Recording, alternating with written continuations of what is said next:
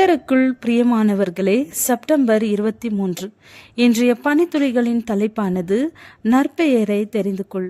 வசனம் வெளிப்படுத்துதல் 2வது அதிகாரம் 17வது வசனம். அவனுக்கு வெண்மையான குறிக்கல்லையும் அந்த கல்லின் மேல் எழுதப்பட்டதும் அதை பெறுகிறவனேயன்றி வேறொருவனும் அறியக்கூடாததுமாகிய புதிய நாமத்தையும் கொடுப்பேன் என்றெழுது.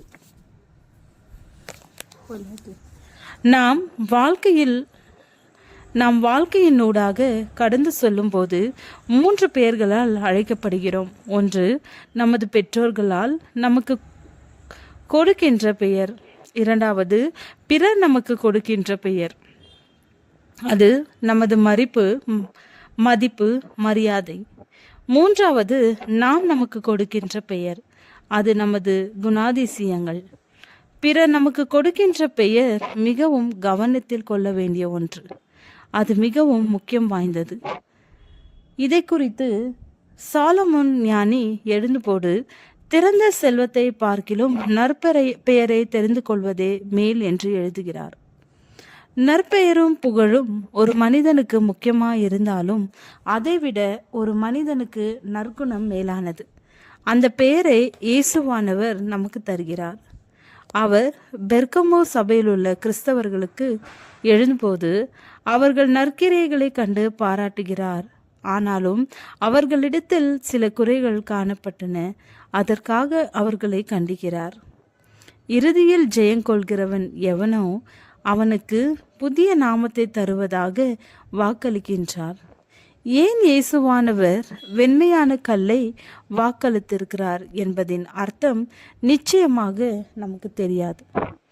வெற்றியாளர்களுக்கு கொடுக்கப்படுகின்ற பதக்கமா, அல்லது அந்த நாட்களில் நீதிபதிகள் குற்றவாளிகளுக்கு விடுதலை கொடுப்பதற்காக பயன்படுத்தப்பட்ட அடையாள கற்களா? நமக்கு நிச்சயமாக தெரியாது. அது எதுவாக இருந்தாலும் அந்த வெண்ணிற கல்லில் எழுதப்பட்ட புதிய நாமம் நம்முடைய எல்லா அவமானத்தையும் வெட்கத்தையும் அழித்துவிடும் என்று தேவன் வாக்களித்துள்ளார். திரளான ஐஸ்வர்யத்தை பார்க்கிலும் நற்கீர்த்தியே தெரிந்து கொள்ளப்படத்தக்கது. பொன் வெள்ளியை பார்க்கிலும் தயையே நலம். நமது பேரும் புகழும் கெட்டு போகலாம்.